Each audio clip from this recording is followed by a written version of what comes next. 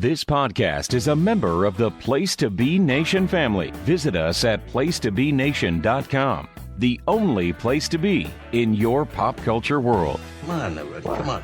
We call it the place to be. The place to be, yes. It's the place to be. Then I shall be there. It is contagious. It is the place to be, and we are live each and every Monday. Do you actually need a camera for tout, or is it like part of the program? Tomorrow comes the place to be. Yeah, I like Big Dick myself. I was just kidding. Man, you see, and the place to be. Do you listen at all when I speak on the show?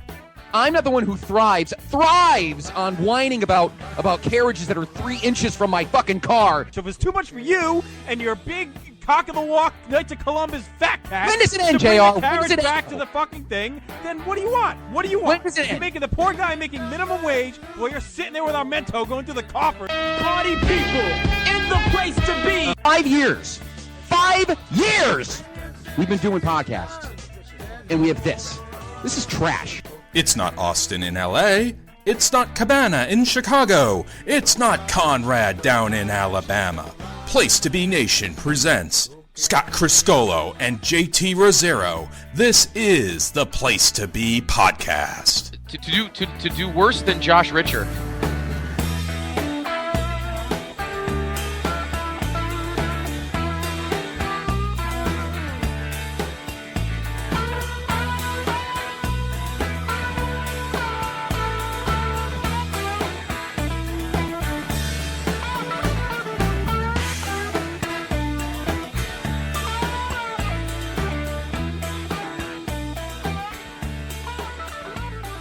Place to Be Nation, welcome back to the great episode of the one and only Place to Be Podcast. I'm your co-host, Justin Rosero, coming to you live here on this Tuesday evening inside the mothership. Joining me as always is my PIC, and it's been a minute, Scott Criscolo. It has been a minute. Good evening, JR. Good evening, Place to Be Nation. Triple fives tonight. 5, 5, 5. And I feel like it's kind of like the jackpot on a slot machine. I feel like we really hit a prize tonight. We definitely did. Welcome to the longest running episodic motherfucking part of the million download gold standard. We have hit the mother load tonight, the mother load on the mothership, because we have a wonderful guest on the 3-man booth tonight that we haven't had on in a while. But first, how are you?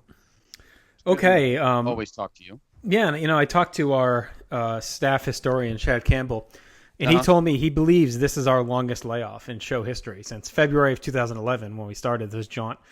I thought maybe we've had one close to it, but he said he thinks it's been a good month. The last episode dropped on 7/27. This is going to drop on 8/25. Wow. He thinks that month is the longest we've ever gone without an episode. Wow. So that's crazy. Well, it's good to talk to you as always. Mm-hmm. And we're back with a bang tonight. We're back with a bullet because we have a great show and we have a great guest. Let's bring him in. Yeah, I feel like, and now that I'm a big Marvel Comics aficionado, I can talk like this, but I feel like this is the far from home to this man's endgame. Our friend, he's been with us many times on this podcast, of course, and he just wrapped up an epic run with his boys Johnny Sorrow and big old Shara, no longer Two-Step and Pete, I guess I should say, over on the Worldcast. Of course, that was the lineage, proud child of the Titans of Wrestling, and that big finale dropped earlier this week, and this is kind of like his coda, his wrap-up, what he's dubbing his final show for a while.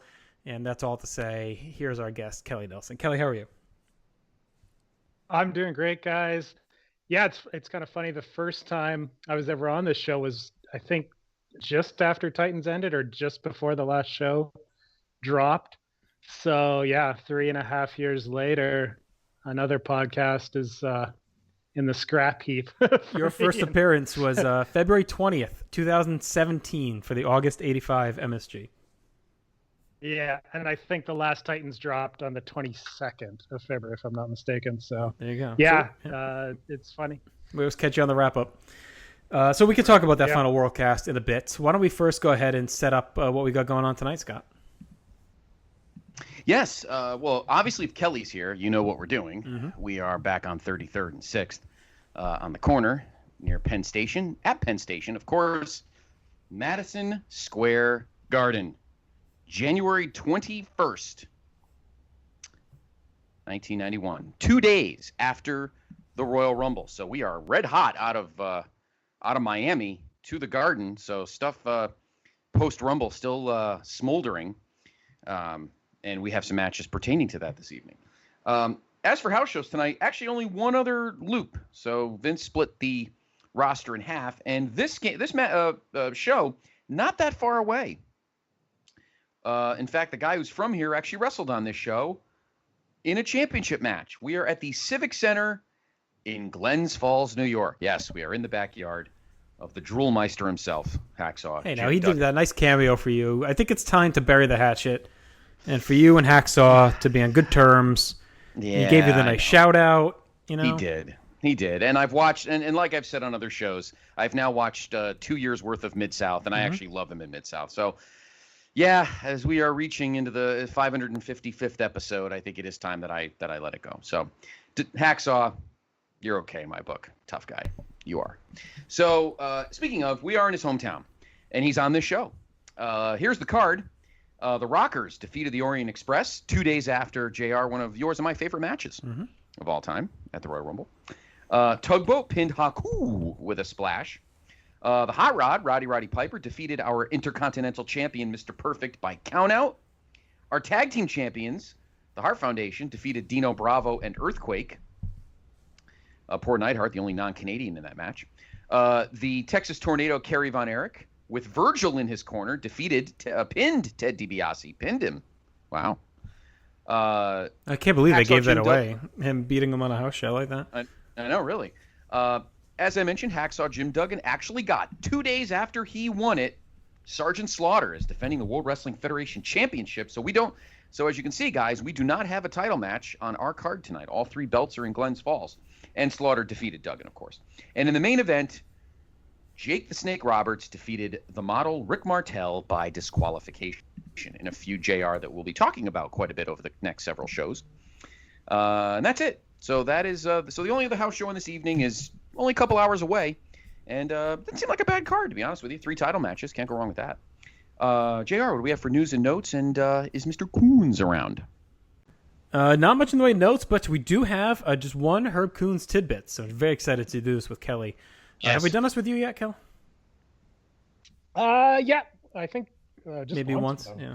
You got excited about the greatness of the CNWA? Right in your backyard? Yeah, I can vaguely remember that. It was at the Silver Dollar Action Center, which was a casino / bowling alley / closed circuit wrestling venue / sometimes live wrestling venue. What a tremendous combination I don't remember of things to do in a building. Yeah, I guess it was on TV. I kind of vaguely remember. I wasn't really watching much wrestling, and it was gone in a blink of an eye from what I remember. Yeah, poor Herb was so excited for it. So these tidbits actually dropped a few days after the show, but we wanted to squeeze one in with you here, Kelly. So this is from January 24th, 1991, and he is not happy out of the gate here. Unbelievable! Almost. Vince has done it this time. I'm generally against war. Generally, that is a loaded statement. I am generally against war. And I certainly don't approve of Bush's war. So for Vince to work it into the top level of his organization is an insult. I'm embarrassed to be a wrestling fan, despite the fact that I was never an ardent WWF supporter to begin with. Hulk Rambo Hogan versus Sergeant Slaughter the Traitor at WrestleMania is pretty much a certainty. I'm also sure this show will draw a good crowd, sadly. I wonder momentarily how the Mark magazines like PWI and Inside Wrestling will report this, a washed-up non-worker getting the WWF title from a superstar non-worker. As I reported before, Adnan Kasi has already been stabbed by a crazy fan at a show in the U.S. He's wearing bulletproof vests. This angle is not only insulting, it's damn dangerous. Apparently, the Iraqi embassy in the U.S. has protested the WWF about using General Adnan as a character in their organization.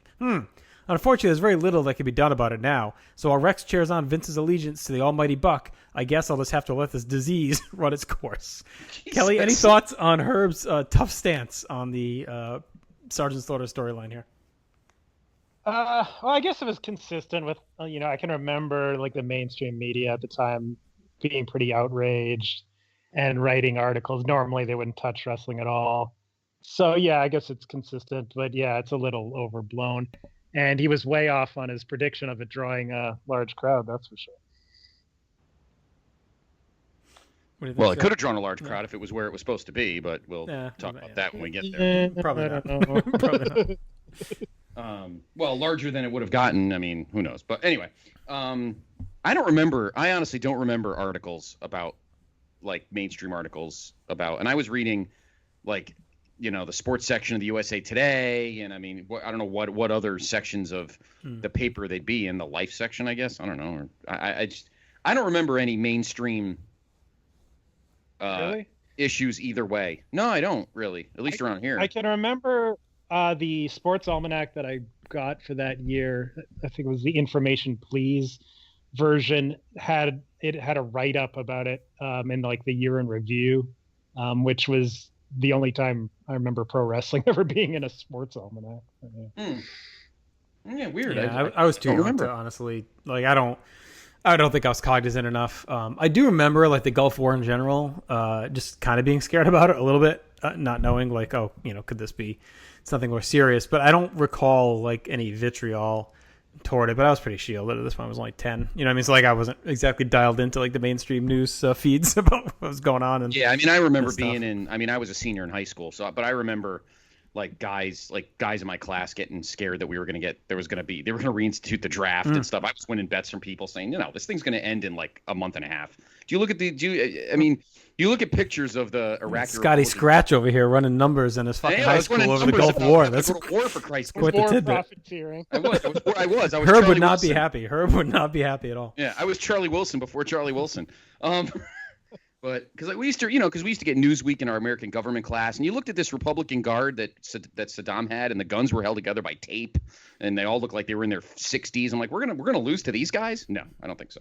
Anyway, I don't remember any mainstream stuff about it. I mean, I was only bummed because my best friend, who was a big Warrior fan, and I loved Hogan, we kind of wanted to see the Hogan Warrior rematch more than anything else. Right. So, I mean, we were more bummed from a wrestling viewpoint, not really from a. And it is interesting because it's like, if you look at the history of wrestling, it's not that far off or removed from other storylines that would be very similar.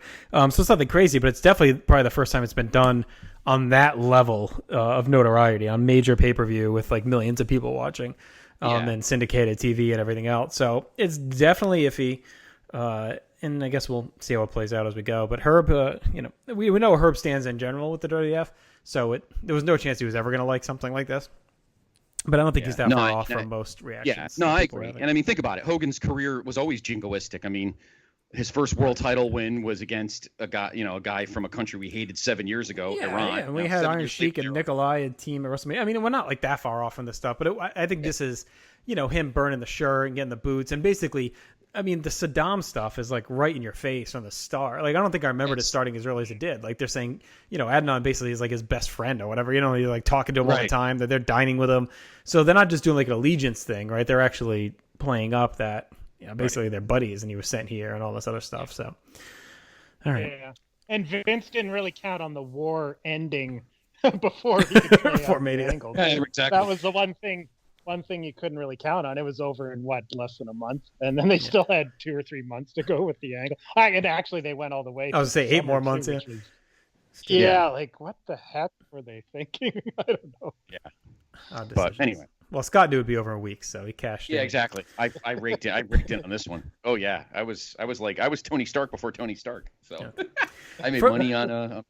That's the only time you're ever going to be compared to Tony Stark. From worse to almost as bad, another angle the WWF was running involves a masked and differently costumed Brutus Beefcake making his return to the ring, beating up every heel in the WWF. It looks like the eventual plan is that the identity of this masked marauder will be revealed as Beefcake, with the mask being a requirement of President Jack Tunney. You guessed it. Beefer had a steel plate put in his head during an operation, so his potentially lethal headbutt must be dampened by a rubber mask. Gag. So he's a little on this one. I mean, this is what they started doing with Beefcake. It's just, I don't know if the plan was to reveal him as Beefcake or not during this stretch. We'll never really find out, but we'll see if he pops up for us. I don't think he does. I don't think we actually ever see this thing. No, I don't think so either. No, I think it was mostly a TV thing. Yeah. Or syndicated. And I think it's done by 7 because after that, then he comes back for the barbershop. So, right. A few details on Flair versus Sting. They saw Flair regain the title after a ref bump. Sting had Flair pinned with nobody to count. The wrestlers collided off the ropes with Flair falling on top of Sting. Miraculously, the ref recovered to count. Flair pulled Sting's leg off the rope at 2 and got the win. So nothing really much there newsworthy, just kind of recapping the title change. It's rather strange how when WWF and WCW always seem to be at opposite modes of operation. When WCW was being misbooked last year to the point where angles were introduced that never mentioned again, confusion ruled the ring, WWF was stable. Now WWF has entered their worst angle taste-wise and has made many people upset. It only seems natural that WCW would be on the road to stability and high-quality matches. That said, the next Clash of Champions takes place Wednesday night in Atlanta. The lineup features Ric Flair versus Scott Steiner, Sting and Lex Luger versus Doom, the Z-Man versus Bobby Eaton. Z-Man may be defending the TV title if they don't air Arn Anderson's win this weekend. Barry Windham and Arn Anderson versus the Renegade Warriors, Tim Horner versus Michael Wall Street, Norman in his final appearance, and Alan Iron Eagle against the Freebirds, Ricky Morton versus Terrence Taylor, Big Van Vader versus Dutch Mantell, and Ranger Ross versus Barry Horowitz. It's quite the lineup for the show.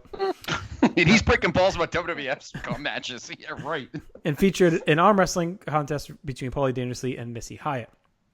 Dusty made a few changes to preliminary lineup I posted a little while ago. Rick Steiner and Brian Pillman aren't on the show anymore now that Flair is facing Scott. In actuality, Rick is out with a leg injury, which hopefully will be used as a reason for Scott's single title shot and maybe set up an angle where Scott decides to pursue a singles career with Rick being bitter at his success in a Steiner-Steiner feud. Junk Food Dog versus Sid Vicious has thankfully disappeared. The Terry Taylor versus Ricky Morton match will apparently be pushed as a scientific encounter, which could only mean that Terry will do his heel turn here. Ron Simmons may do his face turn here too, apparently disgusted at the lack of seriousness of his compatriots. Kel, any thoughts on that Clash rundown there? I don't think I've ever seen that Clash show outside of maybe, what was it, Flair and Scott Steiner on that one? Yeah. Or no, yeah. I don't think a lot of those matches or aired either. was that one? Yeah, I don't remember that one at all. Scott, any comments on that before we move on? I mean, I'm checking now to see if that Clash actually even happened. It happened. I know Flair Steiner happened. I just don't think all those other matches happened. Dusty Rhodes' return to WCW was that show. Yeah. That's the big one. Let's see. January 91. Dixie Dynamite was the name of that one. Yeah. Sting, Luger, Doom. There were some changes here. Okay, I figured. Zenk did actually get that was actually a TV title shot. So okay, so Sid Vicious actually wrestled Joey Maggs. Ranger Ross would wrestle El Cubano. So they definitely radically adjusted that card in the days. Yeah, exactly. Okay. Pillman fought Buddy Lee Parker. Oh yeah. Some of that's crap. I mean, WCW was kind of in a transition in '91, as we would see. So that's why this clash is kind of warbled. I wonder if the one in the next one would be in mid-June. I wonder if that one. I mean, the WCW is definitely entering a strange transition phase as well. Because remember, this is when they first really started calling the belt the WCW title. They snapped off from from NWA, so they were still kind of in a transition in '91. So I think we'll notice that as Herb talks more about it, that you'll still see like roster transitions and things like that in '91. At last week's WCW tapings, Dusty Rhodes got his first chance to give us a glimpse of the future of some athletes. Besides above-mentioned turns, looks like Buddy Landel, the imitation Nature Boy, will be demoted, if in fact ever to get pushed. Look for lots of announcements of Dusty Rhodes' retirement on WCW shows. Of course, that can only mean the out-of-retirement run for Dusty. No doubt a condition for him becoming Booker. Ric Flair's feud with El Gigante in February. Apparently, we'll see an angle shortly where an insulted Gigante mauls Flair. Nice. Ricky Steamboat is in the WF for a couple of years. We'll see. Heel turns probably in the offing for Tugboat and Jake Roberts. Okay, not too far off on that. It looks like Motor City Madman is going to be kept around till after all in WCW. And Ric Flair defended his title successfully in the first title match since regaining the strap. He beat Sting in Chicago when Sting was disqualified for throwing him over the top rope. So Herb started a little hot this week and then kind of faded late, but still a solid Coons offering. All right. Why don't we dive into our show, the first of 1991 inside Madison Square Garden. Sean Mooney and Lord Alfred and Bobby Heenan, I should say, are in the booth and set up the stage ahead of us tonight. Funny start already as Bobby's hitting the zingers on Sean in the intro here, so he's pretty locked in out of the gate. We get to our interesting match on paper as an opener as Shane Douglas is taking on Paul Roma. And it's possible. It's Power and Glory slumping back down the ladder. You get Roma in opening match solo duty here. And they had a strong fall, but we haven't heard too much of them since Survivor Series. Douglas still working the circuit, looking to make some ground. No Slick or Hercules here with Roma. Bobby's antagonistic to Mooney already, goes in hard on him. They talk about Roma wanting to be called Romeo. Some early back and forth setup as Roma uses the hair for a couple of early strikes, bullying him a bit, which worked well. However, Roma poses, Shane gets a hot flurry and sends Roma outside to regroup. Bobby says Roma's a main event level talent based on his awareness alone. Mooney wonders if Roma will struggle without Slick, and Bobby gives a little insight on managerial strategy, which I thought was good. Roma returns, but Douglas controls, works the arm. Mooney brings up the big boss man that gets Bobby all worked up. Douglas continues to work the arm. Roma swings momentum by running Douglas neck first into the top rope. Roma works the neck and throat, slugs away, talks some shit to the crowd, then slams Douglas and hits a top rope tomahawk for 2 on a lazy cover, and a very slow count by this old-ass referee they got. Roma targets the back now, eventually hooking a bear hug. Douglas quickly breaks free, dodges a drop kick. That was a cool spot. Douglas fires up with strikes, makes a hot comeback that trades some strikes, and Douglas hits a cross body block off the middle rope. Roma rolls through and gets the wonky pin as Douglas kicks out, but the ref counts 3. So the bell rings, clearly not the finish though. So Douglas and Roma just keep fighting. We get a backslide fight and a sunset flip by Douglas where the ref says no. He's like, no, I'm not counting. And then he just half-ass counts anyway. Heenan and Mooney are all confused. Roma then comes back and hits a power slam and pins Douglas again to officially win. Roma's all pissed. He's yelling at the ref. Mooney and Bobby are ripping on it. Just a clusterfuck. A fine opener. Well worked, but the ref was terrible. It's completely botched that finish and made everyone look stupid. And I don't get why Roma and Douglas kept plowing ahead. I mean, Roma was going to win anyway, so just why not just finish and just end it? Douglas showed well and a good enough opener. 2 stars, Kelly. What'd you think?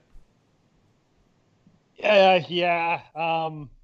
Well, let's go back to my first appearance on the show again, because I think the first match we reviewed had Paul Roma and the curtain jerker in a totally different, phase of his career, of course. Yes. So I didn't have high hopes for this one. I haven't seen much of Shane Douglas in the WWF outside of like the Royal Rumble, and what else did he do? He was on, I guess, a lot of the Saturday shows, but yeah, very rare to see him at this time. And he looked pretty good. They were, both pretty young guys here. It was fast paced. It definitely wasn't a plodding 1985, 1986 curtain jerker for MSG. But yeah, the finish was all time bad. I think I've heard of this before, because when it happened, then I was like, oh yeah, I remember people shitting on this or mentioning it or something, because this was just a horrible, horrible botch. That, yeah, you're right, JT. Like, why did they have to go to the? I know it wasn't the planned finish, but it was the same outcome. It was Roma going over. They should have just cut their losses and bailed, because it just looked so bad. The bell kept ringing. And like, the thing was, I don't want to blame the ref too much, because the finish that he did count was something that's almost always a finish, right? Like a roll through on a crossbody. Like, nobody ever kicks out of that. It was more him like refusing to count after.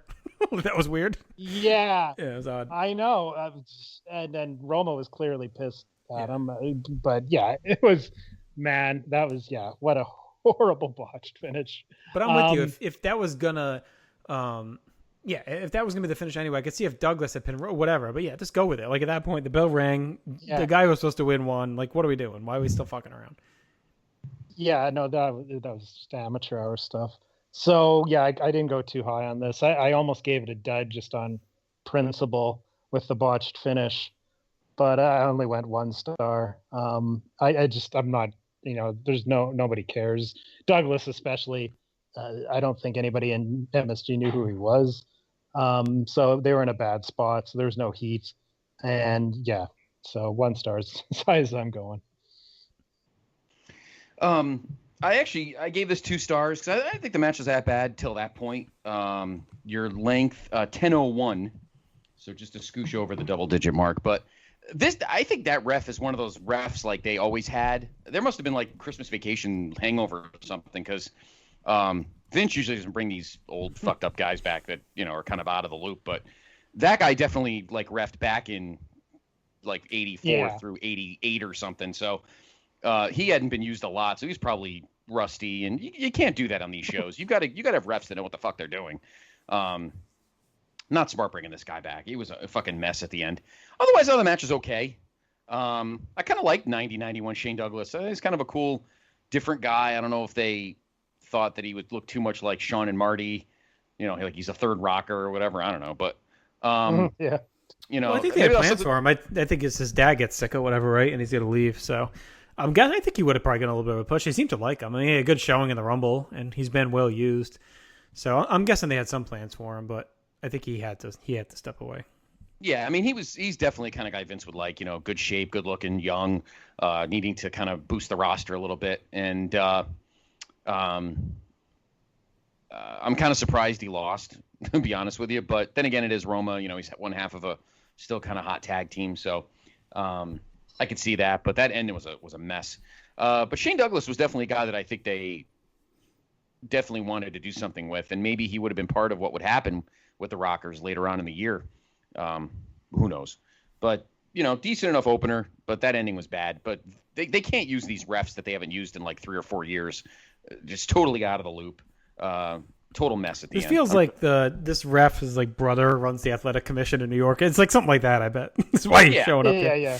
Some fucking ridiculous deal. Yeah, I'm sure one of those guys that was retiring and, Vince wanted to give him one last kind of I think he got foisted on Vince. That's my prediction. This guy. Foisted. A foist, I tell you. Yeah. All right, let's go back to the ring. The Fink is there. Before the next match starts, we have an arm wrestling contest. There's a table and chair set up, and the massive Warlord stalks out. Out comes British Bulldog to pop. He's looking swole as fuck. Good feud here for Warlord, finally. Kind of a nice stepping stone for Bulldog 2 in his return as his first official feud. We get a bunch of stalling and playing to the crowd as Warlord is complaining. He screams at the ref. He throws a chair over. They're really dragging this out. Warlord sits down and gets up again, chewing all sorts of time. We finally get the lock up, but Warlord again pulls away, and now Bulldog's getting pissed. Warlord bitches some more, and Bulldog starts calling him a chicken and doing a little chicken motion. They finally lock up, and Bobby says they must have waived the rule where they get hold of the table, because both guys are. We head back and forth until Warlord starts to drive Bulldog's arm down, but Bulldog makes a sudden comeback and drives Warlord's arm back over. But before he can win, of course, Warlord flips the table and beats him down. Warlord throws the ref, spikes Bulldog on the table. That was just a nasty bump. Looked like it really hurt. Then he hooks to Phil Nelson. He ragdolls Bulldog around. Bobby says he isn't locking the fingers because he wants to shove his head down and break his neck. Officials finally break things up. A lot of meandering early, but it got really good once they locked up. I thought the beatdown was pretty good for these guys. Nice way to add heat to this feud. I thought it was the best Warlord has looked since the solo push began back in the spring of 90. And Bulldog really took a shit kicking, and it looks like the match they're supposed to have tonight is now off because of this beating. But I thought this was actually well done, Scott. I thought it was a good way to set up their feud and add some heat out of the gate. Yeah, definitely. And obviously this is one of yours and my favorite feuds of this era. And funny that we never really, other than maybe the TVs at the time, the Cindy's, the Saturday shows, what we would see eventually in late March in LA, we never really saw how this started. And it started right here. I'm wondering if they did this on the Cindy circuit too. Like, I wonder if they did this on a Superstars or a Challenge to kind of get it on, to kind of get the feud started. They must have. I'm trying to remember now. Fuck. Elle, do you think you probably don't remember? I mean, maybe. I don't. Yeah. I know they did the battle over the Phil Nelson and all that shit. Like and they did it on primetime where Warlord like put it on him and wouldn't release it or something. I don't remember if they did the arm wrestling. I can try and find out, but it does sound pretty familiar. But I think this card, and I meant to say this before too, Kelly. I think this is why that Roma thing was well known. This aired, I believe, on 24/7, right? I think this is the 24/7 copy we watched. Yeah, so it is. I think this shit all resurfaced when that happened, and that's why that match made the rounds. And I'm wondering if I just remember this arm wrestling from seeing it there, or if Graham doesn't have anything happening on TV with an it just arm sounds like something. It sounds like something that would be on a Challenge or a Superstars or a Spotlight or something. Well, actually, I only checked Superstar, so I guess it could have been Challenge, maybe. But yeah, because I mean, it's definitely something that, because I don't remember them, because you would have thought they'd have played something on. Well, when we get to WrestleMania 7, maybe we can because I don't remember there being like a promo package or something. No, there's no hype for no. I didn't think so either. So maybe they didn't do it nationally, but I mean, for us locally here at the Garden, it's fucking great. I think it's awesome to give these guys, both good power dudes, and Bulldog was trying to get back in the swing of things as a singles guy. We saw a couple matches with Haku, Warlord. I had said all along that Warlord would have been a great house show opponent for Warrior for the title. I think those matches might have been pretty fun, but alas, no. But this might be a good start for both of them, two guys to work together with, and this was a good start for it, Kel. Yeah, I'd never seen this before. Yeah, I never I haven't really spent a lot of time in my old age thinking about the Bulldog versus Warlord feud from 1991. But no, yeah, I definitely never. I know it goes on for several months. So yeah, and this is like every classic, wrestling, arm wrestling segment that's ever happened, where the heel's about to lose and he flips the table over and then the babyface gets beat down. But yeah, I mean, good setup, and it made Warlord look pretty strong. Bulldog was left like totally defeated and helpless. I was wondering though, because they said there was going to be a match afterwards, and I was thinking, are they still going to do the match? Okay, it was good thing that they didn't do that. And speaking of like professional refs or good and bad refs, this is one of the old time MSG guys here, Dick Kroll, who I think started reffing matches at MSG back in the late 60s. And I thought he was done by this point, so I was kind of pleasantly surprised to see him turn up. And they definitely needed a ref with experience in performing here, because that stall by Warlord goes on like Larry Zbyszko would have said, "Whoa, you're going pick it up, buddy. Way too long here, Warlord. Shave a couple too much minutes chess. off That's stall." too long of a game of chess.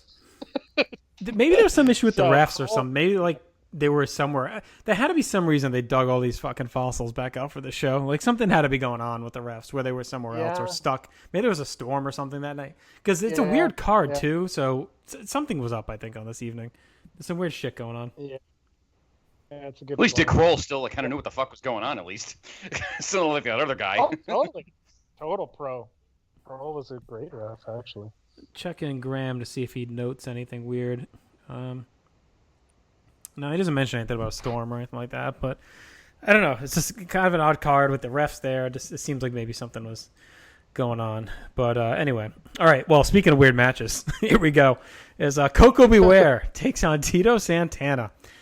Just a wonderfully weird match between two longtime stalwarts of the WWF in Madison Square Garden, and really cool on paper. Like, I had seen this and heard of it like for a while when this popped up again on 24/7, and this actually was on Super Tape 4. Which I don't remember seeing as a kid. I remember that tape. I don't remember seeing this match as a kid, but I must have. I'm sure it blew my mind. Bobby says Frankie basically shit on his $1,200 shoes, and he's all pissed off about it. Tito chugs out, of course, an old MSG fave. We get a friendly start and some stalemate lockups and clean breaks. Bobby asks Sean if he likes the bird, and then says, "Do you like it original or extra crispy?" Tito and Coco keep working on the mat, trading some basic control. We get a handshake. Sean says they're two very level-headed stars, but Bobby says the tempers are going to flare. Coco gets a little frustrated. The moves start to have a little more pop to them as we get a fun sequence of reversals. Coco hits a nice hard hip toss, shoves Tito, and Tito shoves him back. Bobby says he likes a good fight with friends, and he loves a good divorce. Tito offers a handshake, and Coco accepts it, but slugs him in the face and unloads. Bobby says Coco's hungry for that money. Good aggressive strikes by Coco. He slings Tito to the floor. Sean is surprised the crowd is so split on this one. Coco slugs Tito off the apron as Bobby asks what it's like in downtown Tacoola. Coco keeps blocking him from getting in, and as Bobby says he thinks Tito insulted the bird, and that pissed off Coco. Coco keeps battering Tito. He hits a nerve hold and then starts to zero in on the neck. Bobby says Frankie would look great in a bag of shake and bake. Coco kicks away and then lands some stiff punches. He's looking great as a heel here, actually. Tito bows up and trades some punches, and Coco takes over again, but he misses a top rope fist drop. Tito comes back, and Coco begs off. Tito hits an atomic drop, but after some teases, he hits a flying forearm and picks up the win. They argue after as Coco's pissed about the loss, and then they break up. What a fun match. That's a really different. I thought Coco was so nice as a heel here, snapping in his offense. Would have been cool if they went heel with him at some point. Obviously, we knew he had it in him from his work in the territories, but it would have been like something different for a guy like him to turn heel and go rogue. I like the finish. Well done, clean. It's a hard-fought, very professional match. Kelly, I went 3 stars. Like, I just really got into this, and I dug it. Wow. I thought they worked their ass off. It was impressive to me. I don't know. I enjoyed it. Yeah, it was definitely one of the better matches of the night. Maybe my match of the night. That's oh, okay. That's a bold statement. Yeah, I'd heard about this one too over the years. It would always come up, on PWO. It's like, why did Coco wrestle heel against Tito Santana in this one match? I don't think Coco was in the WWF for much longer after this, though. Oh no, or does he go away and then come back for High Energy? I think this is the whole thing where he gets fired for the fight or whatever the hell. The story from Beyond the Mat that he tells. I think that might be around here. No, that was a couple years earlier. Is that late? That was earlier. Yeah, and then he came back with bleach blonde hair. Okay. That was his return from the firing happened on a tour of Europe, I believe. Yeah, he's around for the summer. He doesn't do a ton of work. Honestly, he's gone from March until June. Has a match in June. He's on the SummerSlam pre-show, a match in September, and then that's it. And then he's back with High Energy at 92. Yeah, it's weird. I mean, my mind kind of drifted to like, how would a Coco heel turn have happened? I'm sorry, because he wouldn't have had Frankie. Obviously, I don't think if he turned heel. So would he have punched Frankie? Would that have been the heel turn? Snapping after a match, like I'm sick of. And I'm sorry, I was way off on that. I was just looking at MSG. He has like 144 matches in 91. So he's there through September, and then he's gone. I was looking just at MSG. I'm like, wow, he didn't really. Why was he just pop in and out? And actually, he's around. That's it. Like 92, he's got 188 matches. So, yeah, he doesn't leave at all. He's there right through. He leaves in like 93 or whatever. But yeah, I don't know how the heel turn would have worked if he would have. Maybe he would have killed Frankie. I don't know. That would have been. Well, they could have had, not to go too far ahead of where we're at, but Earthquake could have killed Frankie, and then he could have snapped like Jake, and Jake, and Undertaker could have been a dark heel stable. There you go. That's not bad, actually. Could have brought back Norvell. That'd been great. He's got it in him. We know that for sure. Yeah. He had heel experience in Memphis, for sure. He was known for his legendary jobber squash matches when he was a heel in Memphis, where he just abuses the jobber something crazy. Yeah, this was fun. Like the novelty of Coco and Tito in a match is definitely something to check out. I went 2 stars. I never go too low when it comes to Tito.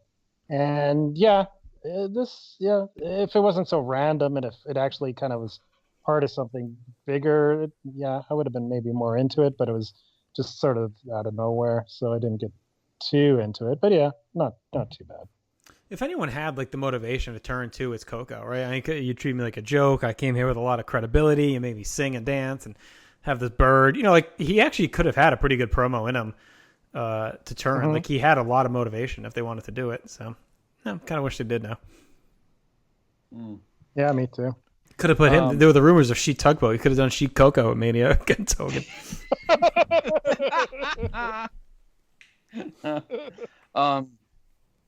Your match time was 10:10.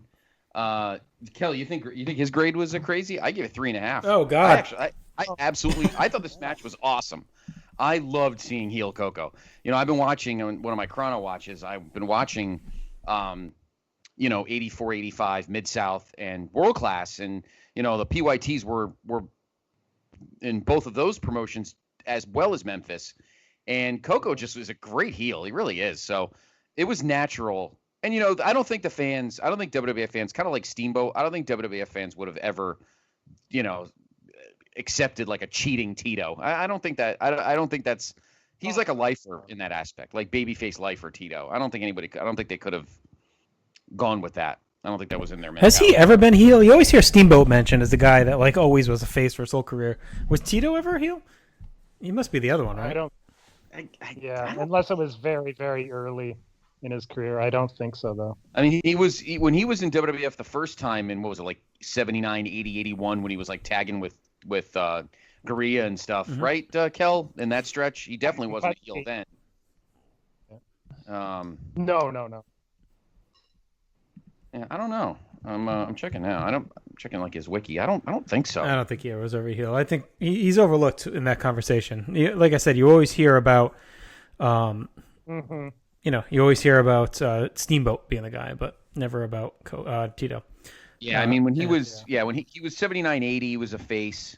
When him and Putski were tag champs. 2 years in AWA. Yeah, he's wrestling Bockwinkel, so he was definitely not a heel there. No. I mean, he was in New Japan. No. He was in Southwest Championship Wrestling. Yeah, nah. I think he might be with Steamboat. I think he might be a babyface lifer.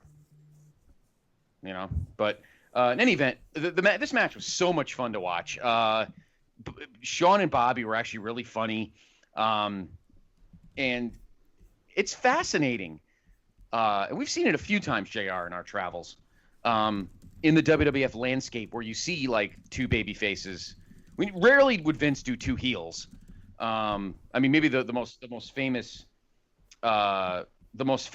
heel match we probably saw on TV was probably Jake and Savage in like mid to late '87 on Saturday Night's Main Event. Jake was 86. Sorry, 86. Yeah. Yeah, 86 when Jake and Savage were definitely still heels. And that match was a lot of fun. And I think Jake was the one that kind of wrestled babyface, if I remember correctly. Mm-hmm. Oh, yeah, totally. Yeah. So fascinating in the WWF landscape to see this because Vince usually didn't do this. I mean, obviously Hogan Warrior, but that doesn't really count. So fascinating to watch and a lot of fun. And I just loved watching the two kind of go at it. And, you could definitely see that Coco was used to being a heel and working heel. Like he didn't look uncomfortable. Like he didn't look weird doing it. So you knew that Coco had the heel cred through his time with Norvell and Memphis and Dallas and Mid-South. So, I loved it. Maybe I'm overgrading it only a little bit because I really enjoyed it. But I'm all right with it. I'm good with 3.5. I'll die on that hill. It was really fun. Crowd was kind of into it. The refereeing was finally good. I forgot who ref that match, but yeah, it was fun. Well, the crowd definitely liked it. I thought because it was so different. And again, Tito's big time in MSG. So yeah, so good match. Tito, I'm glad Tito won, but fun match. One of the more fun matches we've watched the last couple of years at MSG.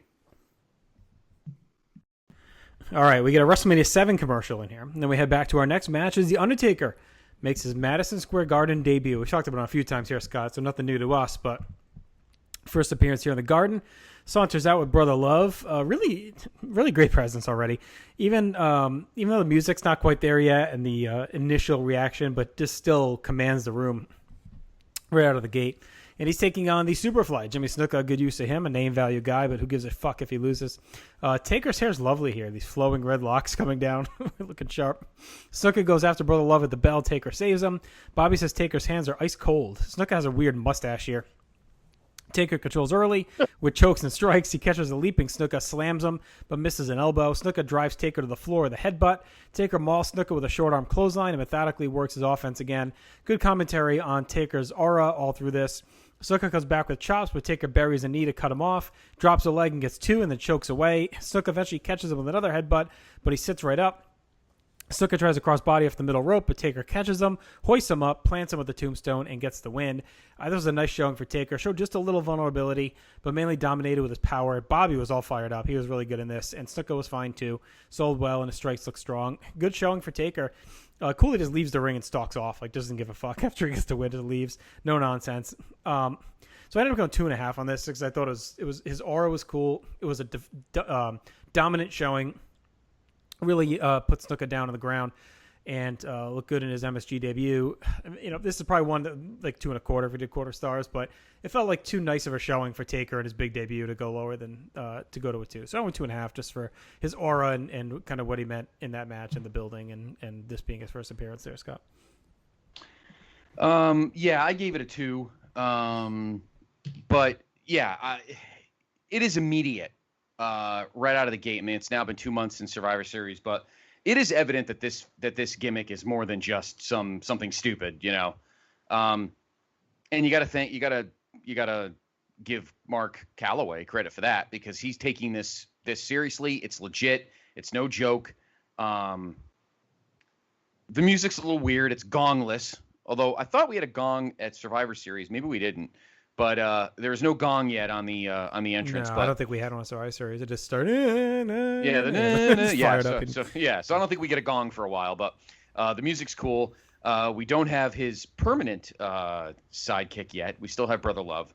The thing that to me that makes this legit, and I'm curious your thoughts too, Kel. Even Bobby is not fucking around with this guy. Like, Bobby is treating, I mean, it's almost like it's a shoot for Bobby. Because he even says that he's like, I think the most telling statement Bobby says in this match is, he goes, there's guys that don't get any reaction from the crowd. But who Taker when Taker comes to the ring, do you know who he reminds me of? He reminds me of Andre. When Bobby said that, I went, oh, fuck, that's legit. That's not Bobby being Bobby. That's Bobby, the wrestling savant, like a business, an industry guy going, this guy's no joke. When Bobby said that, I was floored. Because, I mean, Bobby making remember, in kayfabe, Bobby should be pissed at Andre after what happened, 8 months earlier. But to say that I don't even remember that even when I watched it back then. That statement is just so telling. Like, only one other guy commands that kind of entrance, and that's Andre. That's huge for Bobby to say. If Mooney said it, you're like, all right, it sounds like a lip service thing. But for Bobby to say it, that's like if Jesse said it, The match itself is what it is. I'm curious, Kel, your thoughts on Snuka with long tights. I never go with it. It's just so fucking weird. But, decent enough match. Nothing crazy, but Taker just, and if we had and I agree with you, JR, if we had a best hair award, he's got it. I mean, it is just perfectly yeah, it is perfectly coiffed tonight, that flowing red clouds on his head. But Kel, this is, I mean, he's legit. I mean, I know I keep saying it, but for Bobby to say that his entrance reminds him of Andre, that's not something Bobby would say in kayfabe. That's a shoot for me. So your thoughts on the match and your thoughts on just Taker's presence already out of the gate. Oh yeah, most of my notes was how, Taker's like fully formed. Like, I forgot how fully formed this gimmick was right from the get-go. And yeah, I made a big note of Bobby putting over Taker huge. The comparison to Andre was, it felt just like you said, Scott, like this is Bobby Heenan, not the wrestling, not the performer. This is Bobby Heenan, the man who's, an expert in wrestling, has been around for 30 years almost and knows, who's legit and who's not. And he totally super ultimate respect for Taker right from the get. It was really cool. This was, historically, this was interesting because this is Taker's MSG debut. I mean, God knows how many matches he ends up having in this building going forward. It's crazy. He's, for several decades. So it's really cool to see the first one. But then, it's balanced by, this is the beginning of the sad parade. That's what I'm calling it. Once great star wrestlers here that we get to see. There's quite a few tonight. And Snuka, him coming down to a building that he himself helped sell out numerous times in the early 80s, coming down to zero pop and just crickets was depressing to see. And what he's wearing at this point, it was depressing too. And then the hair and the mustache. The mustache is terrible. The mustache is rough. This is like Jimmy Snuka, who's now living in his van, sort of thing. It's just, rock bottom almost. I mean, we know it gets even worse, way worse, but Jesus Christ. And he's ugly. Got the boots too. It's bad. It's just sad and bad. And I mean, but he gets a lot of offense. I mean, they didn't job him out, so he Snuka was still, given a lot of respect. And I think for me that was to the detriment of the match, that Snuka got way too much offense on Taker, and Taker had to bump too much for Snuka, who just was at this point barely above jobber level. Actually, he was a total non-entity. But yeah, like you guys said, Taker looked great. I went 1.5 stars. It wasn't, a very good match at all, but it was a very interesting match, and everything surrounding it was interesting. They rectify the way Snuka wrestles against him soon. In a couple of months. They fix that. Yeah, exactly. Yeah.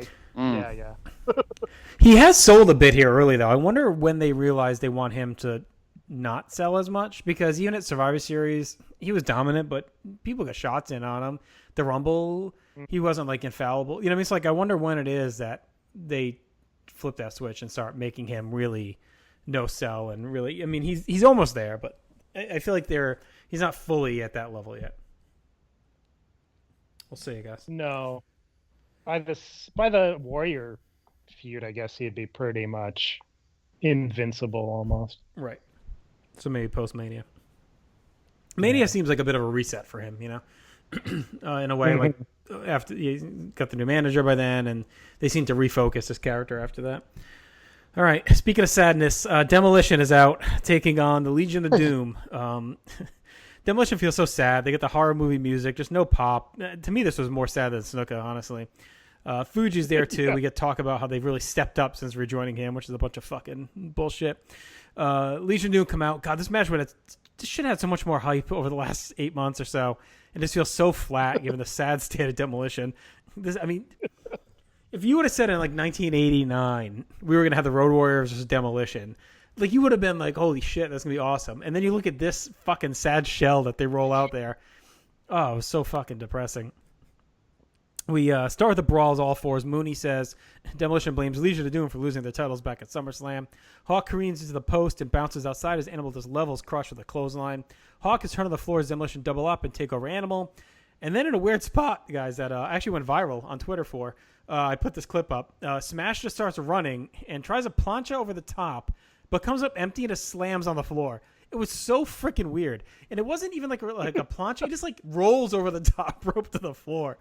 It was so odd. I think this is like my most impactful tweet I've ever tweeted, by the way. I had a ton of interaction.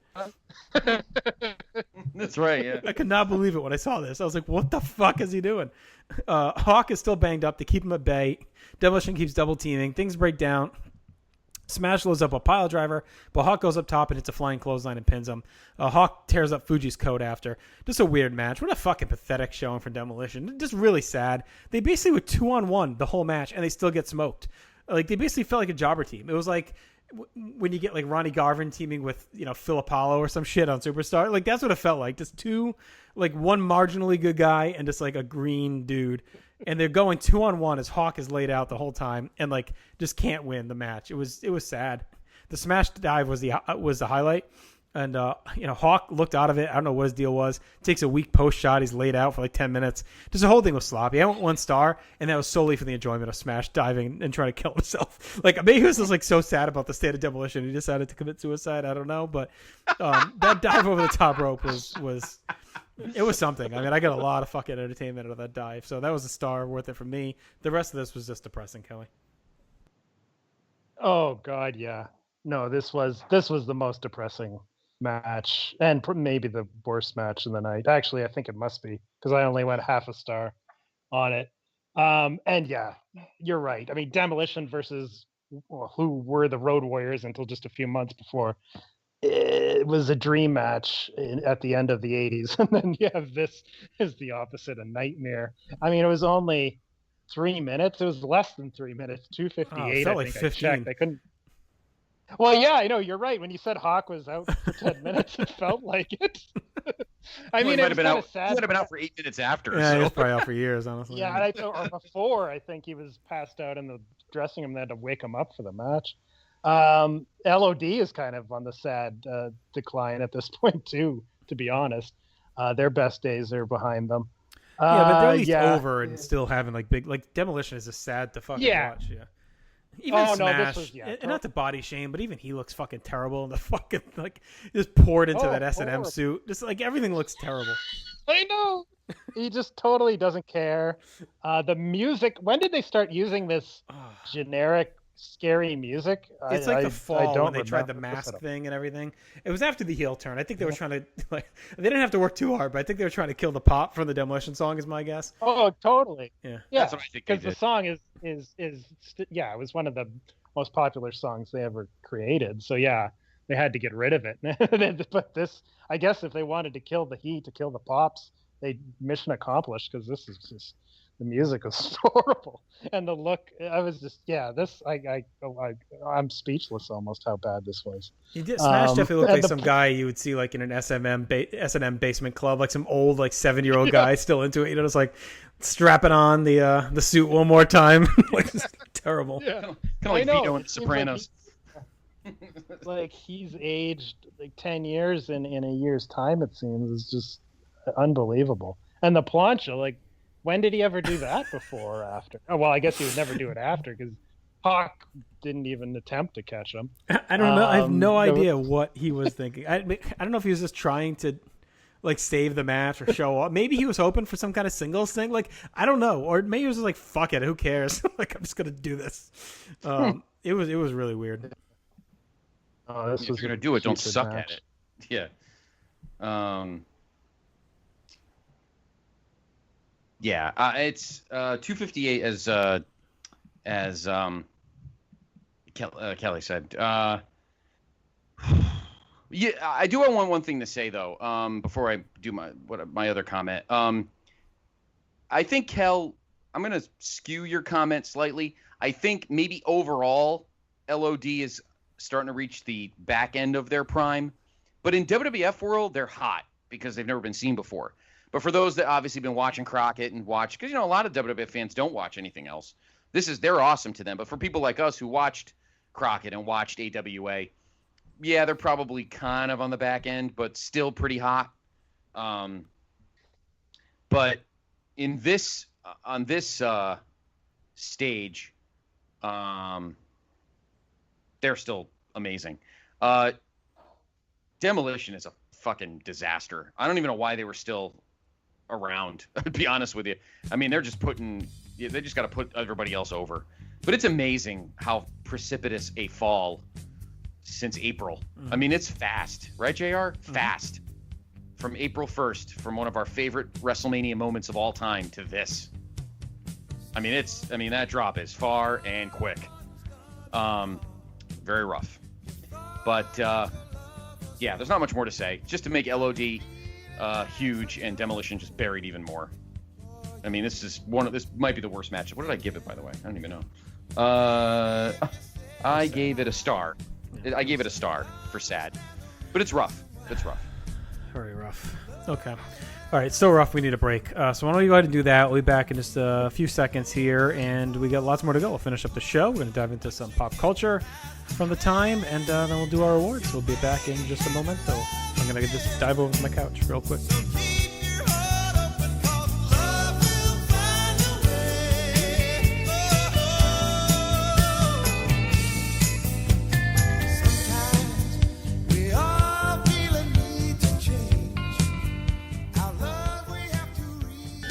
Ladies and gentlemen, this is Christopher Daniels. I'm a national treasure, an idol to millions, and I've got the rear that makes the girls cheer. And you're listening to the Place to Be podcast. Please continue, because I'm great and so are you.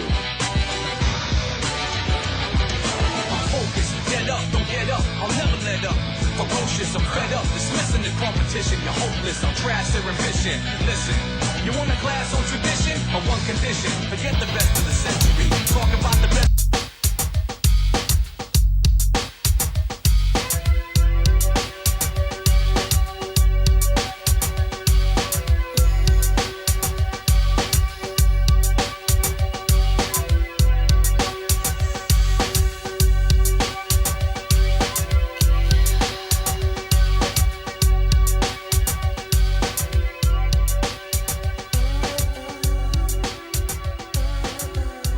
All right, Nation, we're back looking at the January 21st, 1991 Madison Square Garden House Show. We first tell you what's going on in the world of Place to Be Nation right here on this very feed, the Place to Be Nation Wrestling Network.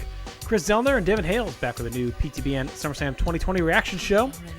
It's a surprisingly good show. SummerSlam was. The Special Relations Trio welcomed in you, Scott, the Podfather yourself, to discuss SummerSlam, the Olympics, Great British Rock, and I'm assuming about 95 million other topics given the length of that podcast, but check it out. It's always fun to hear you and the lads going at it.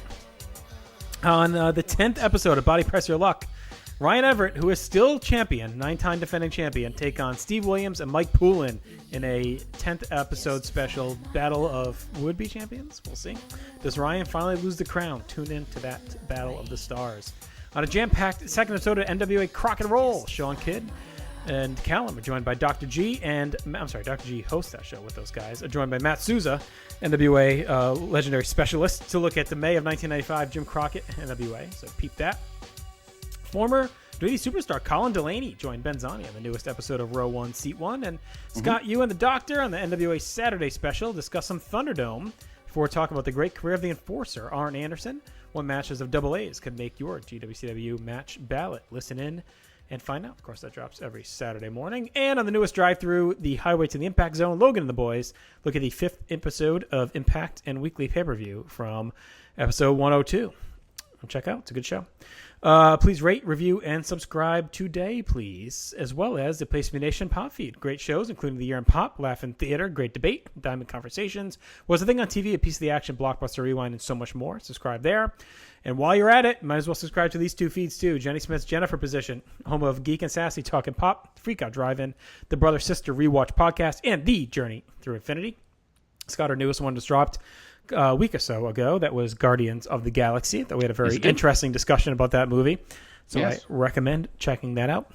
Also, check out the North-South Connection. You can subscribe to any podcatcher app. That's our feed run by myself, Chad Campbell, and Aaron George, the home of Wrestling Warzone, No Holds Barred, Extreme Three-Way Dance, Jeff Learns Wrestling, Ruthlessly Aggressive Podcast, TNA Never Dies, a brand new comics podcast we have on there called Shrink Wrapped, which was a great listen. Sean Kidd, Jenny Smith, and Tim Capel doing a psychological breakdown of Tony Stark in a very particular run of his comic. That was a lot of fun. Kicked off the 2020 Stretch Project earlier this year, determining the greatest WCW match ever. You have until New Year's Eve to research, promote matches, and build your list. Conversation rules found at facebook.com/GWCW matches or found at the Pro Wrestling Only message board. And, of course, on our social media pages every day, we have polls up for the greatest song from movie tournament. We're actually paused at the moment due to some issues with Facebook, but those polls should be reignited anytime soon. The tournament was running hot and heavy. Be sure to get your votes in. Just like the page, and you'll get notified as soon as they're back up and running. PlayStation.com each and every day. New voices, fresh takes, articles, topics in the worlds of wrestling, sports, and pop culture, including Trent's SmackDown and Fox Report, Week in WWE with John Crow, Paulie's Perspective, Ben's Unpopular Opinion, and Matt's Disney Live Action Journey. And I just want to pause for a minute and pay tribute to a column that's on hiatus at the moment, just due to some personal issues. But our buddy Glenn Butler took a pause from the Wednesday walk around the web. And I wanted to recognize him because I think he started that. We started the site in, of course, June 1st, 1993, 2013. And Glenn, I think he started not long after that. I want to say by the end of the year, he was up and running. And that column did not miss a week. For over 6.5 years, every Wednesday, Glenn Butler compiled an awesome cavalcade of links from around the World Wide Web. That column also ran on the old CWO blog of Doom since like the late 2000s. So he literally went like 13 years weekly with that thing. Yep. Which I think just deserves a moment of respect for I agree with you dedication, 100%. which was just amazing. So I don't think it's gone for good. I think it'll be back. But for now, he's just taking a little break just due to time constraints. But I wanted to recognize Glenn for the awesome work there. I agree. All right. And that'll do it. Of course, PlayStation.com/Amazon as well for any online shopping. So as I was talking about the Demolition match, I watched Smash come out, just squeezed into that suit that he obviously bought 4 years earlier and had never replaced. And I feel like he looked at me and he knew my heart was hurting. And he knew I was struggling as a Demolition fan, like so many. And I think he just wanted to justify my love. And he broke out that plancha just to say, look, I care, buddy. I know you care, and I want to make this still work. And he did it. He justified my love in him with that dive because it made me pop all these years later and still appreciate one of my favorite tag teams of all time. Also, talking about justifying love is Madonna with the number 2 song in the nation this week in 1991, Justify My Love. And that brings us into Scott Criscolo's Pop Culture Corner. Kelly, I still got it with those transitions. You haven't missed much. Pretty solid, right? For a song as controversial as Justify My Love is, JR made it very sweet and innocent. Well, unless his love for Smash. Maybe it's the outfit. But yes, Justify My Love was number 2 in the Billboard poll this week, as the week ended the 19th, so it ended just before. Love Will Never Do Without You by Janet was still number 1, so we decided to honor Madonna. Number 3, High Enough by Damn Yankees.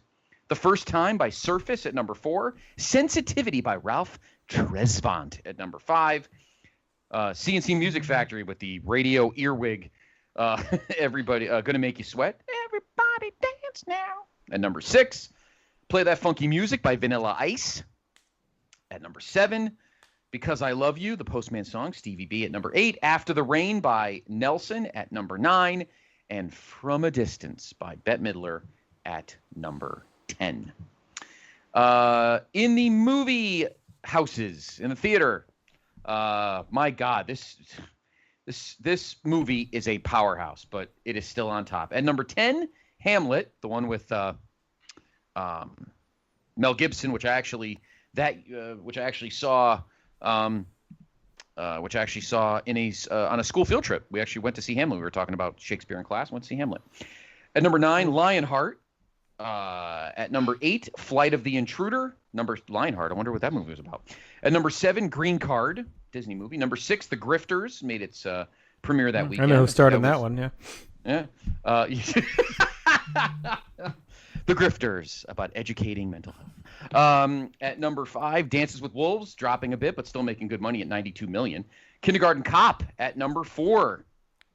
JR, $67 million thus far. White Fang at number 3. Awakenings, great movie with Robert De Niro and Robin Williams at number 2. And still number 1, JR, $203 million for 1991. That is amazing. Home Alone is still number 1. Dominant. Just rewatched it a couple weeks ago. Still holds up. It does hold up. I think the first 2 hold up. I watched the second one. And it's not just nostalgia. Like, my kids have been obsessed with it. They literally they used my son's Legos and built a Home Alone set. Like, right down to the fucking kid with the Little Nero's pizza. Like, they're upset. Like, they talk about Home Alone. They made TikTok videos about Home Alone. Like, they are Home Alone fanatics all of a sudden. That's crazy. That's absolutely crazy. So we're going to watch the second one soon. But yes. I think the second one holds up. It crosses generations. Yes, it does. I agree. I think you'll notice my opinion when you watch the second one. I think that one holds up too. I'm sure. I don't know that one as well. The first one I could recite, but the second one, I haven't seen it as many times. Yeah, I like the second one. Good supporting work by Rob Schneider and Tim Curry in that one. In the NFL, we're in between weeks. The previous day of this house show, that Sunday, was the conference championships, and it was a tale of 2 different games. Yeah. The AFC championship up in Buffalo, the Bills demolished the Raiders 51-3. Meanwhile, in the afternoon out at Candlestick, there will be no three-peat. San Francisco 49ers were looking to become the first team to win a 3rd straight Super Bowl. They did not. Matt Barr kicked a field goal at the gun. The New York Football Giants win 15-13 in a defensive slugfest. So Super Bowl 25 down in Tampa will be the New York Giants and the Buffalo Bills. Kelly, I'm sorry you're a few weeks late. On our next show. I'm sorry I can't kick your ass in the picks. I had a great season. That's what made you my bitch. Don't listen. I think now that we're into the 90s, I would remember most of the results, so I don't know about that. No, I was putrid, so you probably would have kicked my ass still. But I can pick the Super Bowl. I do know that the Bills win on a made field. No, but that is the first Super Bowl I watched live, so I do remember that one. Yeah, me too, actually. Yeah, that was the first Super Bowl I saw. Right through. As much money as I won on the war, I won nothing on that game. All right, let's go to the NBA. There were 7 games on the docket on this evening.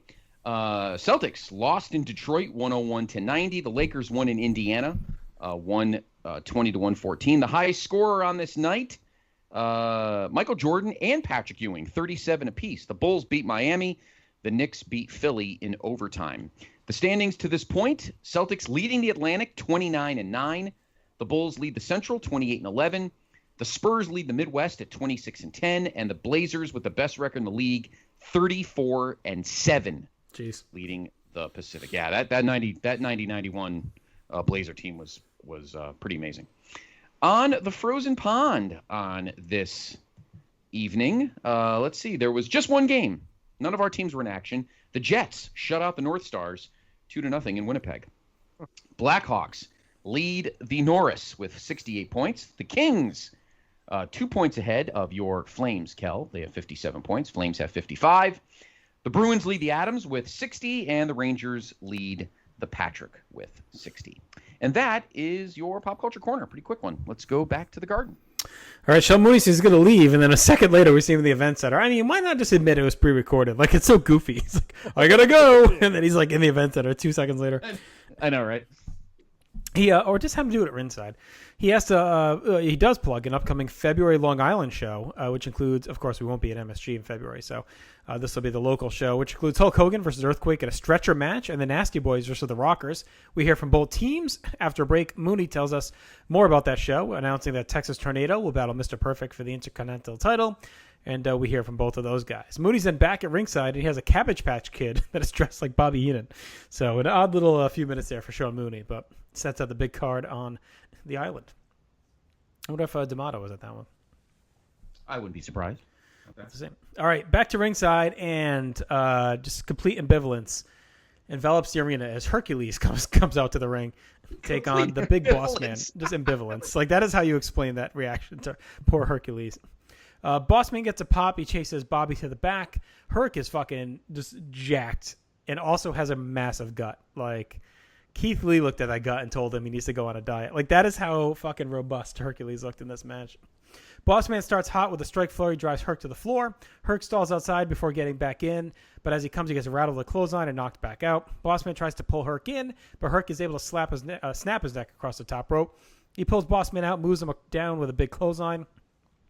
Herc stays on him in the ring, levying some heavy strikes and working in the back. Boss man's doing some great selling here. He's quivering and flopping all over the place. Herc locks in a chin lock that's followed by an awkward sequence where Boss man kind of runs Herc to the corner, gets a roll up for 2. Boss man spikes Herc down and follows a pair of big boots. Boss man follows a moment later with a low impact Boss man slam, but he doesn't cover. Instead, he gets up and talks shit to the crowd, which is weird. And then we find out why, because in comes Paul Roma, who hits a missile dropkick for a disqualification. Power and Glory beat down Boss man after the bell. Hercules comes in and actually gets Boss man in the backbreaker, which is super impressive. Mooney thinks Bobby has something to do with all this.